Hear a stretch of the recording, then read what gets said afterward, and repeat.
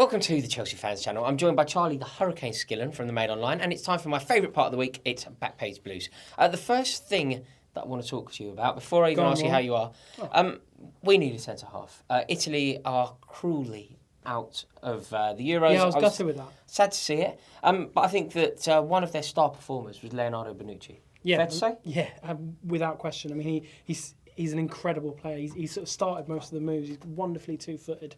And for such a rugged defender that's so good at that side of his game, he's really sort of technically gifted as well. Flawless. Is there a chance? Is he going to be a Chelsea player at the start of next season? Yeah, I mean, there's certainly a chance of it. Juventus really don't want to sell him. Obviously, Juventus are going to be selling one of the jewel in their crown, which is Paul Pogba. They really don't want to be selling Bonucci as well because their fans will just go mental. Having said that, 38 million is the price that's being bandied about, and Chelsea and Manchester City are both very interested. While City have got Pep Guardiola in the Champions League, we believe at the minute that a reunion with Antonio Conte, obviously his national team manager, would be enough to sway it. I'm not saying it's going to happen, but it's a big. There's a possibility. It's a big plus for Chelsea having Conte on board. That's superb news. It really, really is good news. He's such a good player, and 38 million. Although 38 million pounds is obviously a fortune, let's not dismiss that sort of figure. Absolutely. It's a going rate. The Premier League has gone crazy, hasn't it? It's gone absolutely mental. Look, Bournemouth had a bid accepted for Liverpool Jordan Ibe for 15 million. I mean, that's crazy. Yeah. Benteke is going to go for in excess of 30 million. It's I mean. So by that logic alone, by that rationale, Watford rejected a 38 million pound bid for Igalo. I mean, it's just mental. But I mean, the other good thing is with the Bonucci deal is that Chelsea have quite a lot of players that Juventus want big time. Right. They're interested in Matic. They've got a long-standing interest in Oscar. Interesting, Zenit St. Petersburg are also interested in Oscar. He's willing to fight for his place at Chelsea, but he's one that could be sold. And of course, Juan Cuadrado, they really want to sign Juan Cuadrado permanently. So there's a sweetener here. There's a possibility that Chelsea could use a make weight. There's all sorts of sweeteners here. There's all sorts of possibilities to get this deal done. As I said, the main hitch is that Juventus really want to desperately keep hold of him because, apart from Pogba, who obviously will be leaving, probably to Manchester United at the minute, Bonucci is kind of their top man. Okay, so I'm just sort of weighing it up. I'd be very interested to hear your thoughts on this, actually. Do you think a make weight, that signing Bonucci, bringing in Leonardo Bonucci would obviously be a wonderful thing, but at the expense of one of, if not all of, Oscar, Matic, Cuadrado, how do you feel about that? Because that to me sounds like an awful lot leaving, but obviously you're welcoming in such a good player. For me, it's a good deal. Well, look, I don't think they'll all leave. Of course deal, not. But I mean, like I said, it'll be one of, if not all. Yeah. That something could happen, and I imagine that most people would be up for it. The one out of the three, Matic, Oscar, Cuadrado, that I wouldn't want to leave, if somebody can stay, the one I'd be most keen to hold on to would be Nemanja Matic. Yeah, I see that. I mean, we talked a lot about this. Personally, I feel like Matic's time at Chelsea may have come to a natural end. I mean, he didn't have a good season last season. In fact, he was, he's been pretty poor since that incident against Burnley. Yes. Matic would prefer to go to Manchester United under Jose Mourinho. Now, again, this involves Juventus because Manchester United obviously want Pogba. Matic is their second choice. Right. Quite, by quite some way, you'd have thought. Yeah. But he's still an option. Obviously, while it didn't seem like Matic and Mourinho got on particularly well, I think football's got a very nice way of kind of healing grudges when it suits all parties. Yes, absolutely. So while at his best he is still one of the best midfielders in the Premier League, I think if you're going to rejuvenate the Chelsea lineup, I'd say Matic would be a natural one to leave. Okay, I can see that. Right, so that would sort out the back. The more interesting area, and an area that I think we know we need replenishments. We had some good news this week. Diego Costa is staying. Yep. Always good news.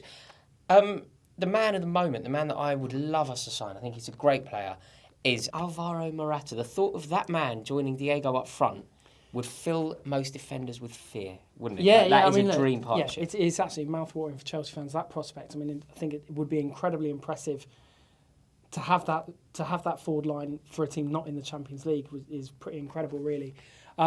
He has now 100% gone back to Real Madrid.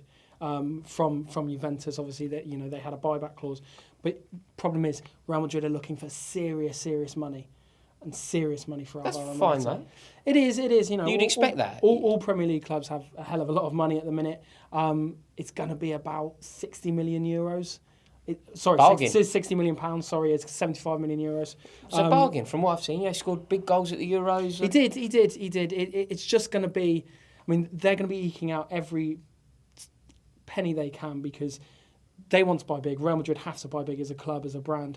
If Pogba was to be the player of the tournament, if he was to win the Euros and be France's best player, while I think the hierarchy at Real Madrid have some reservation about Pogba, they will be contesting for him big time if Pogba were to win the Euros and be the player of the summer. To fund that deal in a way that Premier League clubs don't have to, Real Madrid will have to sell. Their biggest asset at the minute is Morata. Everyone knows he's for sale. He is not probably part of the plans to play ahead of Benzema. But it does mean that they're going to have to pay big bucks. Now, Arsenal are also interested, but it does seem like Chelsea are the favourites. Okay. So very exciting. This has been a very positive Backpage Blue so far. I know, it's a bit Leonardo weird, isn't Bonucci, there's definitely potential. Morata, definitely potential. This is good news. I feel like we've been depressed all year, and it's turning. Everything's coming up. However, I am going to... normal service is about to be resumed because I believe that the Nainggolan deal has hit a bit of a snag. It has hit a snag. Look, I mean, and it seems to be purely down to the player. Now, I think Roma, while they wanted to keep hold of him, I think they've rejected quite a few bids, but they did seem like Chelsea were kind of getting towards what he would be worth. The last bid Chelsea have rejected was 33 million. Roma rejected that bid last week, I believe. Okay. But it seems like Nainggolan wants to stay at Roma. Fine. He's had a conversation with their sporting director, and he's told the Italian press this week that he's going to stay. Chelsea still haven't given up on this. They really want this player. It does seem like Leicester's N'Golo Kante is the kind of second choice now. Not for me, Charlie. No, not for me. No, do you like him, dear? I like him. I love him. I would if given the option of both, I would choose Kante. I think so would I, just because we know he's done it in the Premier League and he was so impressive. Kante over Nainggolan every single day for me. Yeah, so those two are kind of the two that Chelsea are looking at for the midfield berth. Okay. The other thing that I really wanted to get your take on, it's been, it's not strictly a Chelsea matter, but I know that a lot of you guys watching will be very interested to hear Charlie's views. I'm of course talking about Jose Mourinho officially being revealed by Manchester United, doing a press conference. Yeah. What do you make of it, firstly? Well, I think it's fantastically exciting for the Premier League. If anyone has watched this, throughout last season, they'll know that I was not in favour of Chelsea sacking Jose Mourinho in the slightest. Purely as a Chelsea fan, I find it sort of quite disappointing while retaining a sort of optimism for Conte. But I think it does seem like a match made in heaven, really. I mean, Mourinho's undoubtedly got something to prove. Manchester United certainly have something to prove after three, terrible seasons by their standards. Definitely the three worst seasons since I've been alive. And I think it's if he hits the ground running, it's a frightening prospect, and I would find it difficult to look past them for major honours. Yeah. Especially in terms of the players that he's been able to bring in, and that's kind of the real disappointing thing I think for Chelsea fans is that Man United have backed Mourinho in a way that Chelsea completely failed to last summer. Mourinho went on about 4 signings. Yeah. Those 4 signings: Eric Bailey. Not quite sure how much Mourinho had to do with that, but he certainly identified him as a target. Ibrahimovic, it goes without saying. They've just signed Mkhitaryan for what seems like a very reasonable price in today's market. And the fourth, as we all know, we reported this in the Mail last week, is that Mourinho has told his inner circle that he's very, very confident of getting Pogba for 100 million. Now, were those all to come off and everything to work, and Mourinho manage in the way that we know that he can, they win the league. Yeah, I mean, certainly for me.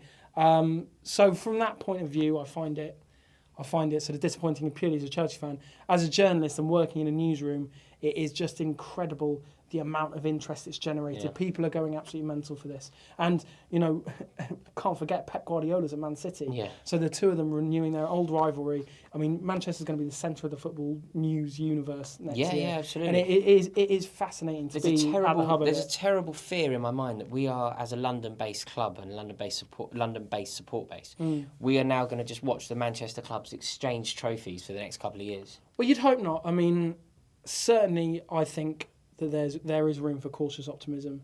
Oh yeah, I'm very optimistic, but they could be so good. Do you think if everything goes planned between the pair of them, then yeah. We should just explore this as well, and it's not something that comes naturally to us to kind of talk and emphasise Mourinho's negatives. Yeah. But let's just do that because he's now a rival, and you can wish him no. I don't necessarily Goodwill. wish him ill feeling, but I certainly don't wish him goodwill, and I No. hope it goes massively wrong for him. In all honesty. But the man that is currently at the helm of Manchester United isn't the man who we remember so fondly.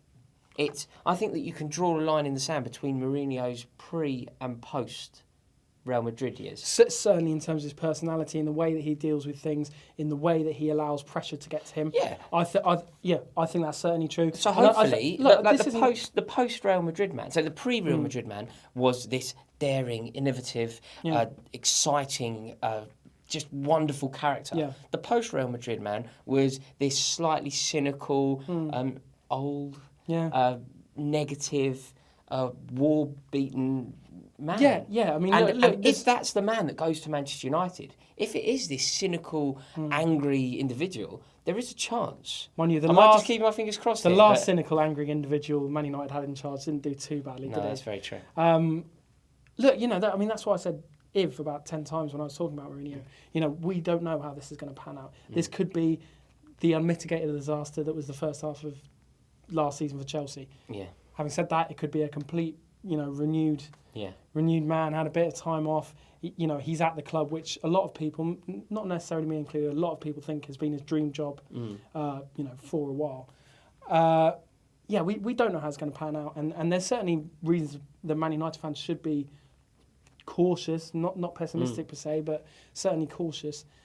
But, I just think the general mood around Old Trafford when we were covering that press conference and him coming out and talking about it's the Man United that we grew up with. Terrifying. Which is a terrifying prospect.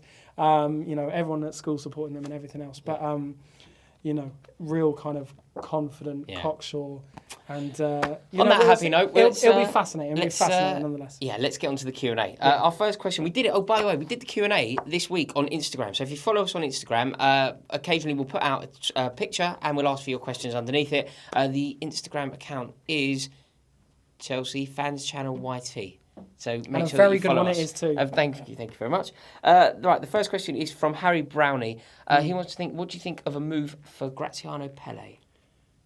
I think that's actually quite likely. Now, obviously, it goes without saying that Pelle would be a secondary choice to someone like Morata. As well as though. Maybe not with Batshuayi on board. But if we're going to play two up front, we're going to need four in the squad. Yeah, and Loic Remy isn't going to be... Loic Remy's certainly not going to be at Chelsea. Bertrand Traore is. Okay. As a fourth But Bertrand Traore isn't a forward in that sort of sense. No, he's not. But, I mean, I'd put it this way. I don't think Chelsea start the season with Four Costa, plus. Morata, Batshuayi and Pelle. Right. I think Pelle will be a kind of a make-way option if the Morata deal proves too sort of costly or doesn't work out. Having said that, it's one that I would welcome. Maybe I've just got a kind of bias for Italian strikers. Very good looking. With wonderful hair. Very good looking ones of that kind of. Very wonderful hair. Yeah, they're a very good looking couple actually. Pelle and his. Are they? His missus, yeah. We do a hell of a lot of them on. Has he got a good looking? Has he got a good looking wife? Very much so. Really? Yeah. Although I mean he's quite the dish himself, isn't he? Right. So. I'll certainly be googling. So I don't know what tangent we got onto. Can you just ask another question? Mansell's laughing his head off. Brad Willett wants to know Messi to Chelsea rumours. Yeah, this is definitely happening. No, look, it's a story that came out this week of Roman Abramovich holding court with Messi's dad on a yacht. Now, it seems like the story's emanating out of Spain. Obviously, Messi got sentenced to 21 months in prison. 21. Yeah, he's not actually going to obviously serve a minute of that jail time due to Spanish law. Like if you get Yeah. It's just such a fixer. Yeah, exactly. But the story's emanating is that Messi believes that Barcelona could have been a little more supportive with this case, where he sort of didn't decide to pay tax very much. Again, look, it's just, there's a reason these stories come out. Like, you look at Pistorius, you look at Messi. Yeah. It really does pay to be quite wealthy and famous if you want to break the law. Yeah. Crazy. Yeah, I know. It's crazy. That's why I keep on the straight and narrow. Sad time. But yeah, look, it goes without saying, I'd be very surprised if we're doing a Backpage Blues Messi special. Right, Moshin Akram wants to know, what did you think of Hazard's performances at the Euros? Mixed bag, certainly. I think the first couple of Belgium games reminded me of watching Chelsea last season, where it was all a little bit chaotic and Hazard was trying to do it all on his own and failing.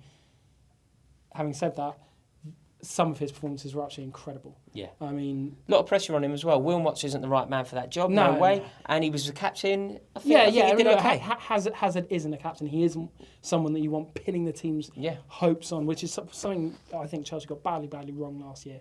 So I think it's a mixed bag, but I think it is reason to be optimistic for Chelsea next season because the talent was obviously there. Absolutely. And finally, we have CFC Sam's with a Z. Where did you get the Dan Petrescu t-shirt? Which is this one. That is a banger. Yeah, it's a lovely number, and it's from a website. The website is called A Time Before Sky. Check it out. It's really, really good. They got loads of this sort of stuff. Here, the old school Chelsea, and everywhere. Yeah, the old school Super Chelsea memorabilia. So definitely go over to that website, A Time Before Sky, and if you get something, tweet it into us, and I'll put it on the show. Guys, thank you so much for watching this video. Really, really hope you enjoyed it. If you did, why not click the subscribe button? And if you enjoyed this video, give it a thumbs up. Go on, you Blues. Hello, everybody, and welcome to Chelsea Fans Channel. Now, as you all know, we are in the market to sign Valencia midfielder Andre Gomez. Here is all you need to know about him in 60 seconds. Rory, start the clock, please.